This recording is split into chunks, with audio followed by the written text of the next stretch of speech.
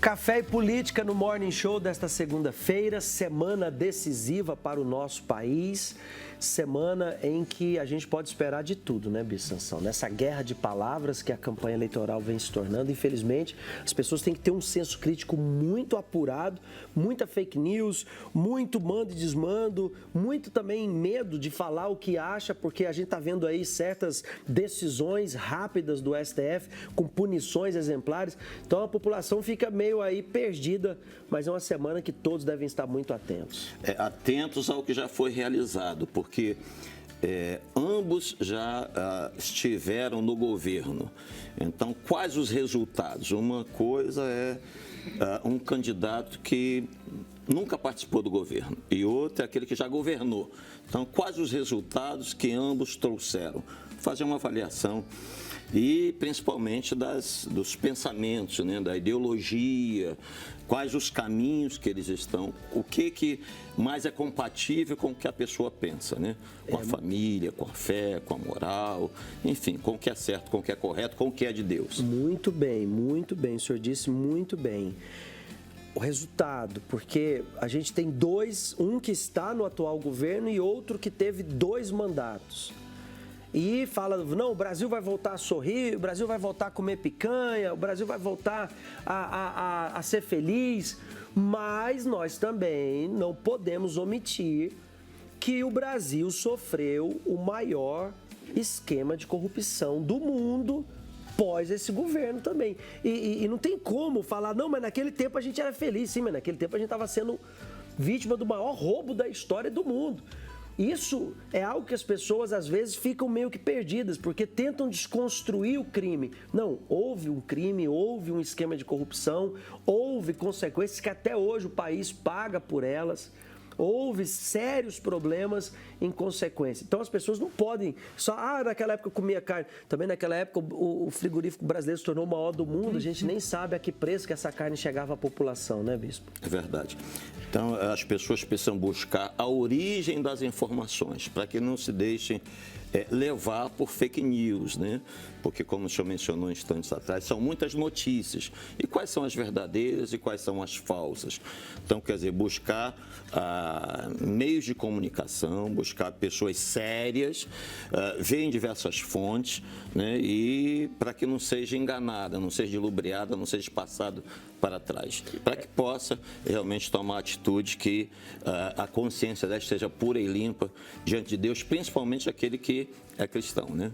E meios de comunicação sérios também, porque a gente tem meios de comunicação aí que estão a serviço, em desserviço à população e a serviço dos interesses ideológicos. Então, o meio de comunicação também você tem que analisar, hein? Porque hoje basta analisar ontem, o candidato da esquerda não foi no debate na Record. Por quê? Por que ele não foi? Que problema tem o público da Record? Não pode ter as duas opiniões ali para analisar? Fica bem difícil até porque um presidente, por mais de que ele tenha as pessoas que concordam 100%, ele vai ser presidente de todo mundo. E aquele que fica tão polarizado ao ponto de rejeitar ser ouvido por certas pessoas, tem que acordar um lado, né? Eu estou aqui, eu sou estrangeira, né? Muitas pessoas falam assim, mas você não pode falar nada, eu não voto, como não. Consultora internacional de política do Morning Show, fica à vontade. Não, mas você fala assim, as pessoas fora, elas pensam assim, não, eu realmente não voto, se eu pudesse eu votaria com muita alegria, mas eu penso assim, se uma pessoa não te representa naquilo que você acredita, fica difícil. Por que todo o tempo está brigando? Por que não tem nada para expor? Um presidente, quando eleito, ele tem que governar para todo mundo, né? E falando hoje, a gente antes de começar o programa, estávamos falando do que é educar. O que significa para você que está em casa quando a gente fala assim, se educar ao respeito da política? Não é você ir lá na universidade e estudar ciências políticas, não é isso. Eu me lembrava quando eu era, assim que eu cheguei na igreja, lá na Argentina tem muita costume de falar de política, as pessoas falam muito, é um país muito, né, gosta de falar de política, mas a nível ciência, a nível estudo, as pessoas gostam de estudar a política. E eu era daquelas que acreditava que não precisava misturar. Tipo assim, fé era uma coisa, política era outra. Só que, com o tempo, eu entendi que não tenho como me dividir. Não tenho uma Madalena política, ou seja, social, e uma cristã. Eu sou Madalena, eu sou cristã, e eu preciso, sim, me posicionar naquilo que eu acredito. E você pode falar depois, a gente aqui no Brasil tem visto aí muitas notícias sobre a Argentina, esse empobrecimento, que a Argentina sempre foi um país, vamos dizer assim, classe média. Era o país mais europeu da América do Sul. Mas desde o regime kirchnerista para cá, a Argentina foi empobrecendo muito, né? Ainda que o país tenha uma boa qualidade, mas no geral hoje tem uma grande parcela da população que depende do regime esquerdista que lá governa, né? Então, e o que eu falo, eu acho que entra o grande problema fora da economia, que eu não vou falar de economia, mas disso que eu estou falando. As pessoas se esqueceram, tentaram separar. Eu acho que o princípio da queda é você querer separar aquilo que você que você acredita da política. Não tem como separar. Porque agora que chegou a crise, todo mundo está sofrendo lá, né, Bispo? Até porque, se essa pessoa der um Google, eu dei uma olhadinha lá no Google, política. Qual o significado desta palavra política? Porque é para que o cristão, para que ele possa se conscientizar e se envolver, precisa saber o que é política. Então, política é a arte ou ciência da organização, direção e administração de nações ou estados. E o conceito tem origem no grego e significa, políticos, polis significa cidade, ticos significa bem comum. Então, é o bem comum da cidade.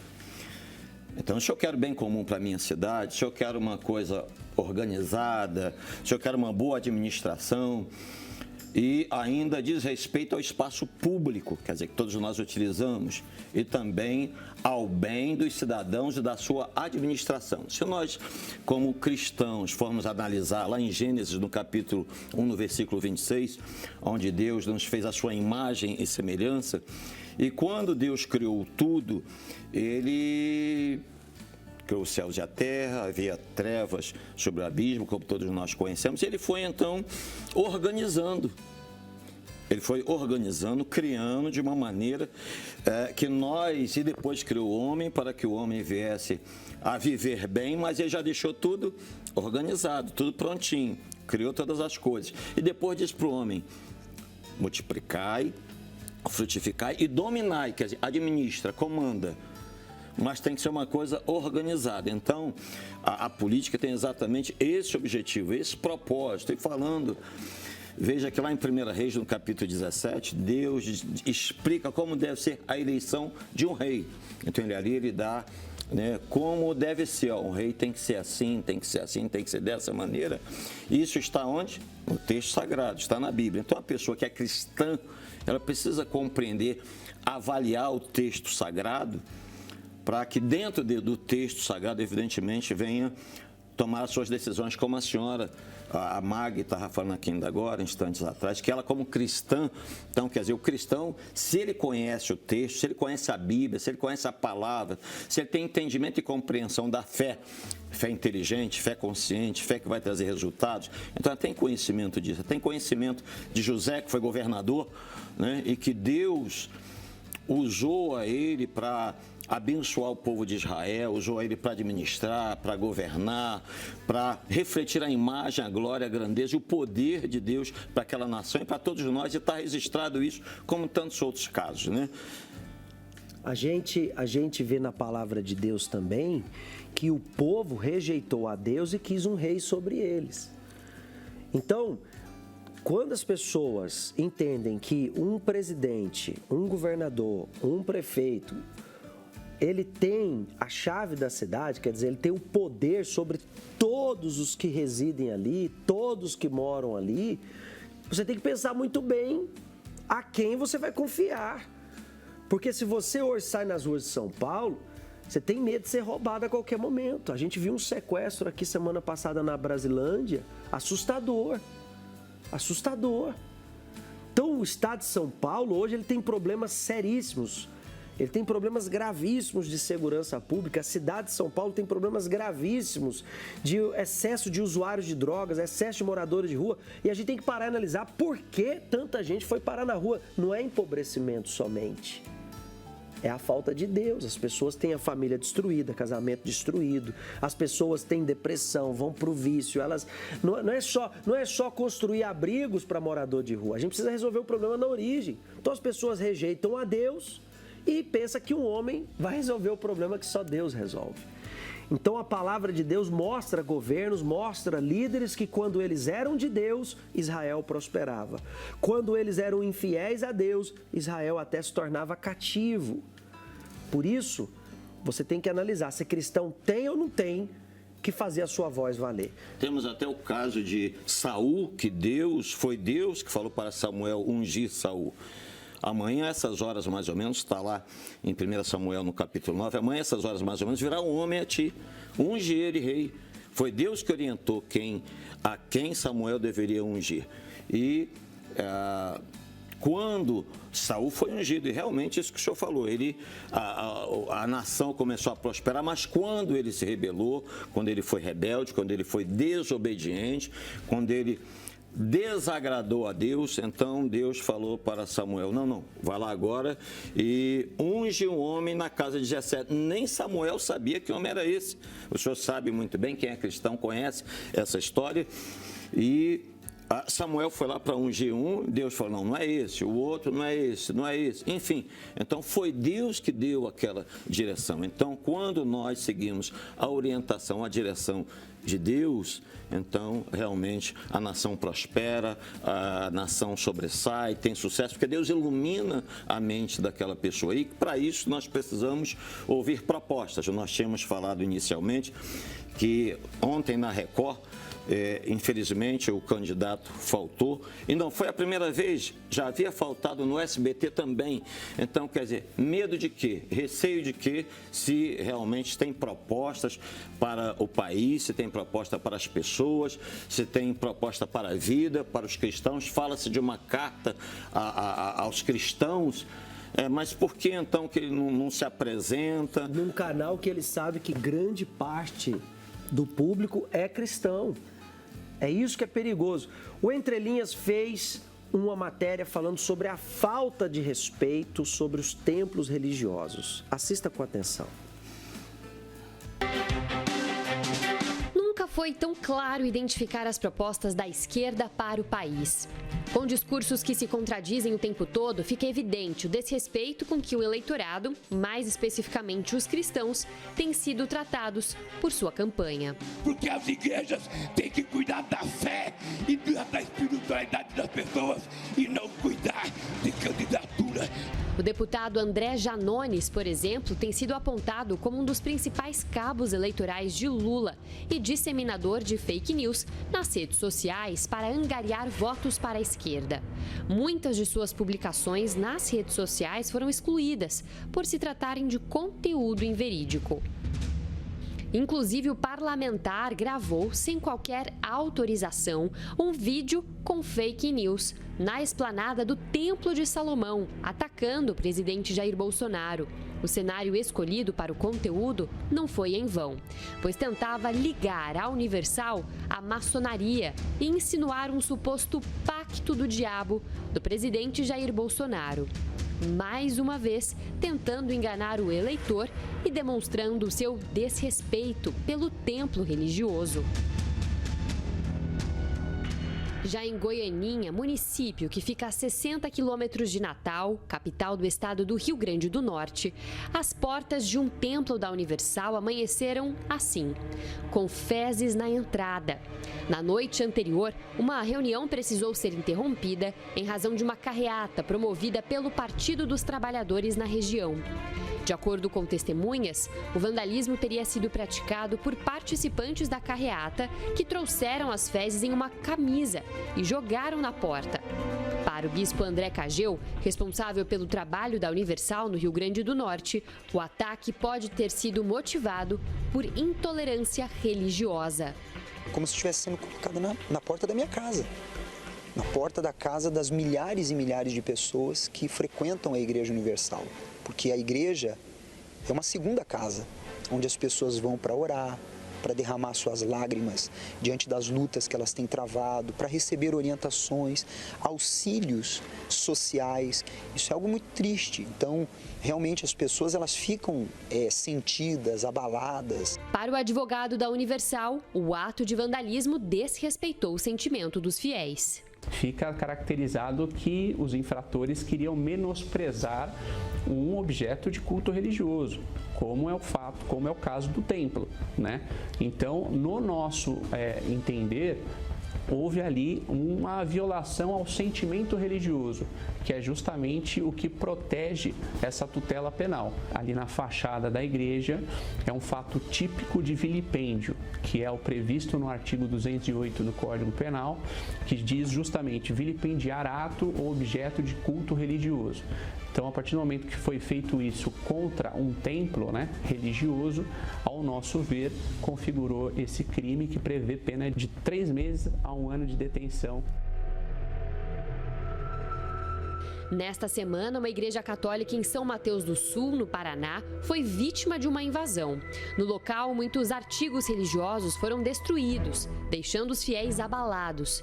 Em nota, o responsável pelo local, Dom Walter Jorge, afirmou que estamos presenciando alastrar-se pelo mundo e também no Brasil, especialmente nesse período eleitoral, todo tipo de conflito por meio do ódio, que vai dividindo as pessoas. Vale lembrar que essa não foi a única igreja invadida no Paraná neste ano. Em fevereiro, o vereador petista Renato Freitas invadiu a igreja Nossa Senhora do Rosário, em Curitiba. Com bandeiras e gritos, o parlamentar chamou os fiéis de racistas e homofóbicos.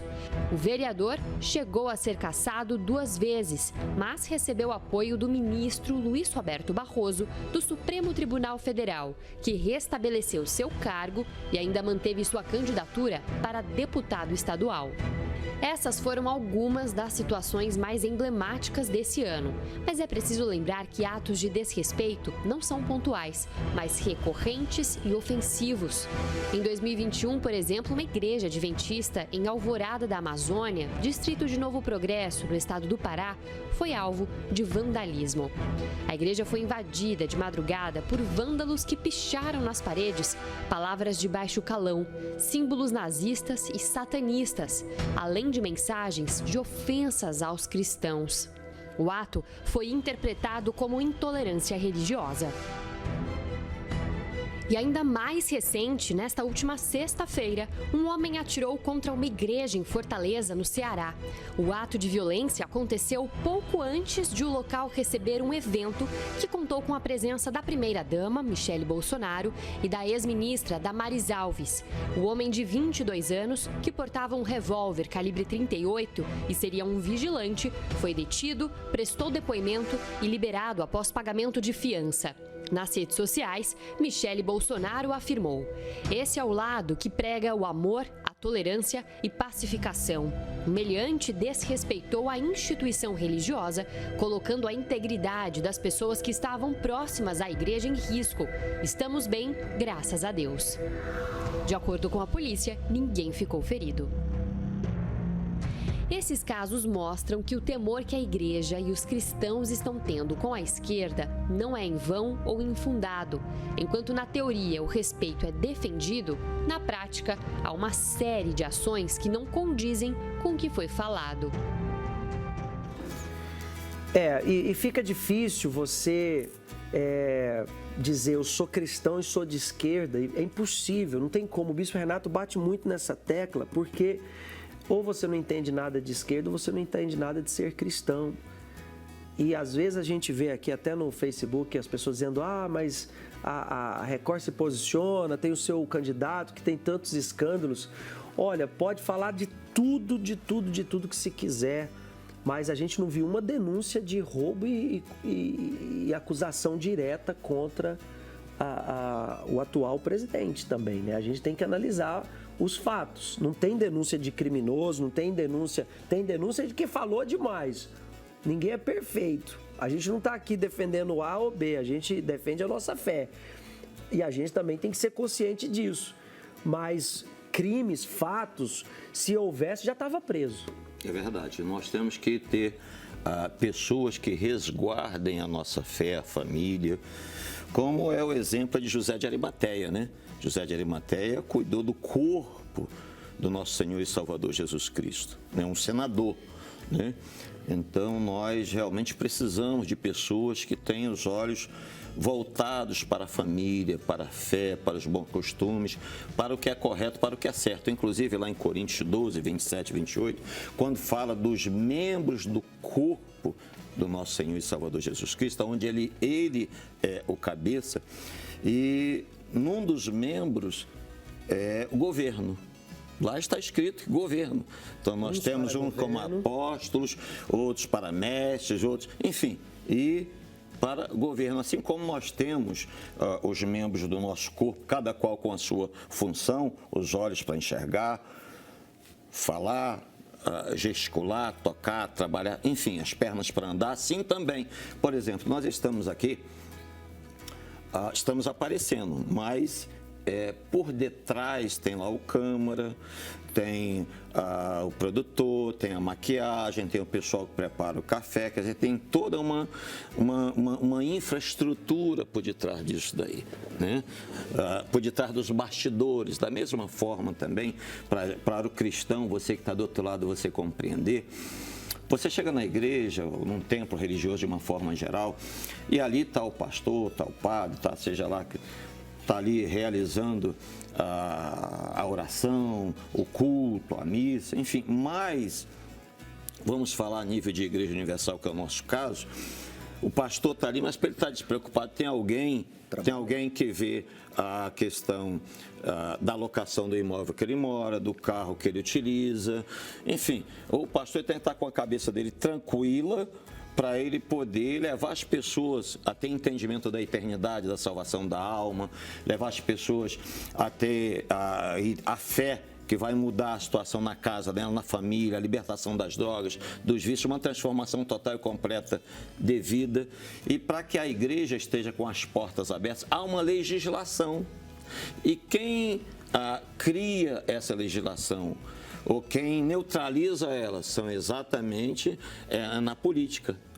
É ali na política. Então, nós temos que exatamente, por isso a importância do cristão participar, porque ele vai poder defender a obra de Deus, ele vai poder permitir que leis venham avançar nesse sentido, como também leis venham ser neutralizadas. Isso a nível dos deputados, mas o presidente é quem sanciona. Então, nós também temos que estar com os olhos no executivo, no presidente, alinhados, exatamente. E eu vou dizer mais para você, a hora de você se posicionar é agora.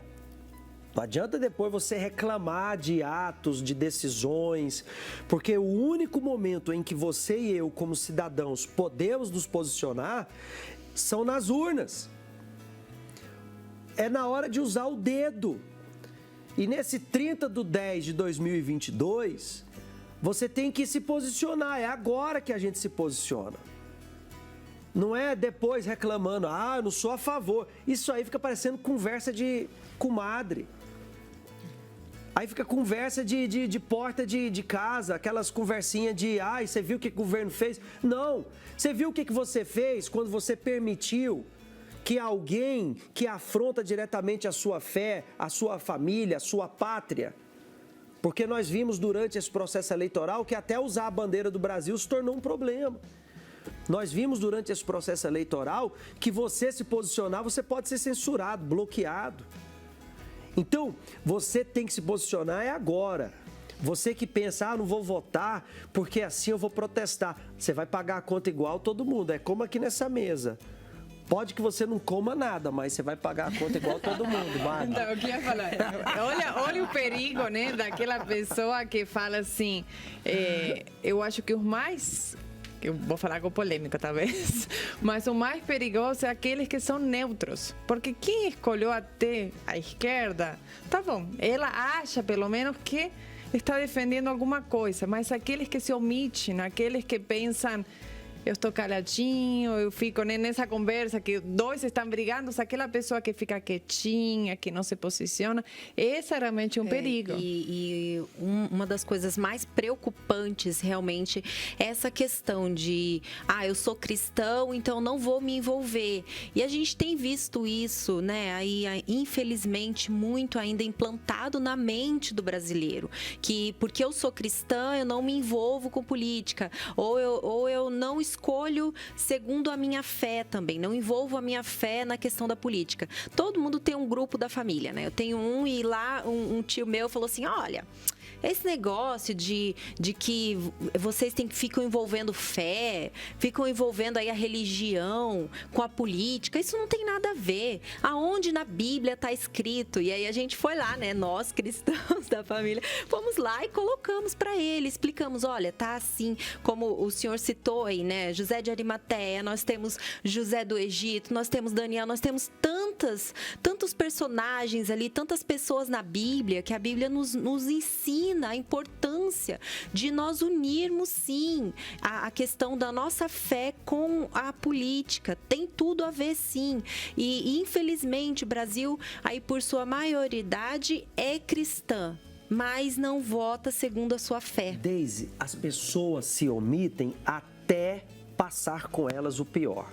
Pergunta para o empresário que foi sequestrado aqui em São Paulo, nessa sexta-feira, que passou com a esposa ou com a funcionária, parece, 3 horas sob uma arma, sendo obrigado a fazer transferência bancária por Pix. Pergunta para ele o que ele acha. Pergunta para um pai cristão que a filha foi abusada. Pergunta para um empresário cristão que a sua loja foi assaltada. Qual é a posição dele? Pergunta. É porque a pessoa, muitas vezes, ela não assume aquilo como um bem geral. Ela parece que tem que acontecer o pior com ela para ela se posicionar. Não, e assim, às vezes essa pessoa ela não vê um todo, né? Eu vi muitas pessoas falando assim, esse candidato que não está atualmente, ele me representa porque ele olha muito meus direitos trabalhistas. Mas em custa do quê? Comparado com o quê? Né? Ou seja, a pessoa, às vezes, ela vê só um emprego, mas ela não é um emprego. Você tem uma família, você tem um lar, né, uma sociedade. Então, a pessoa precisa parar e pensar, não é por uma promessa em um direito trabalhista que isso é o suficiente para você escolher, mas sabe qual né? é o caso, Mag? É como a gente faz com uma criança. Já percebeu? Com uma criança você pega um docinho e você dá para distrair ela, você dá aquele pirulito para distrair aquela pessoa. É exatamente isso que está acontecendo, né? Mas se a esquerda cuidasse do Nordeste do Brasil, não teria tanto nordestino tendo que sair da sua terra natal para procurar emprego no Sudeste. Se lá fosse tão bem cuidado quanto os governos de lá dizem, lá então deveria ser o maior polo gerador de emprego do Brasil. Lá deveria ter lei de incentivo para as indústrias se instalarem lá, para as grandes empresas terem polo lá. Lá deveria ser o maior centro produtor do país. E é tudo o contrário. A gente vê as pessoas tendo que fugir de lá para tentar a vida aqui em São Paulo. Diariamente, no Sudeste, está chegando gente fugindo da pobreza de lá. Como chega lá em Roraima fugindo da Venezuela.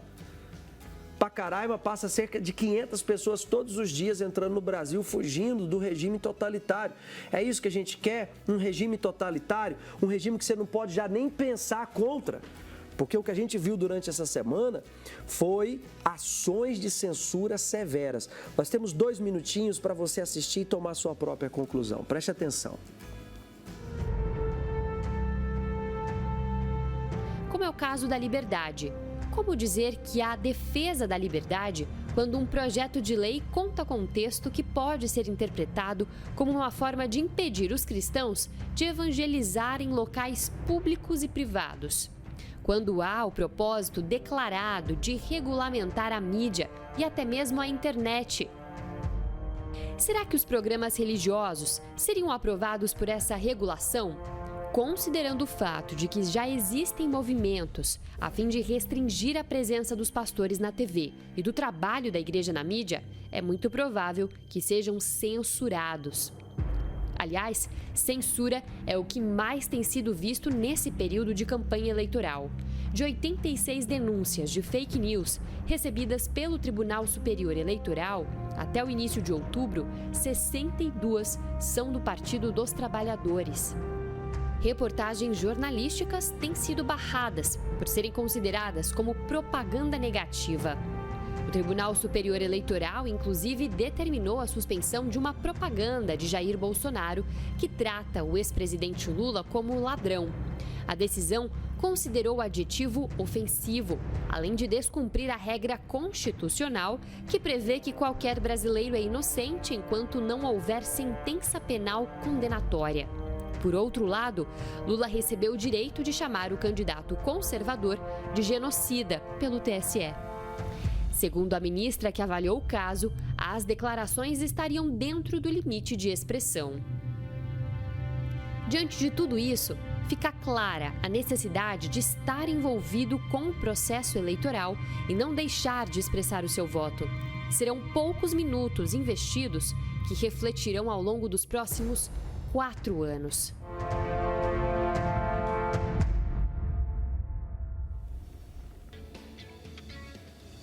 Muito bem, então tá aí, diante de todas essas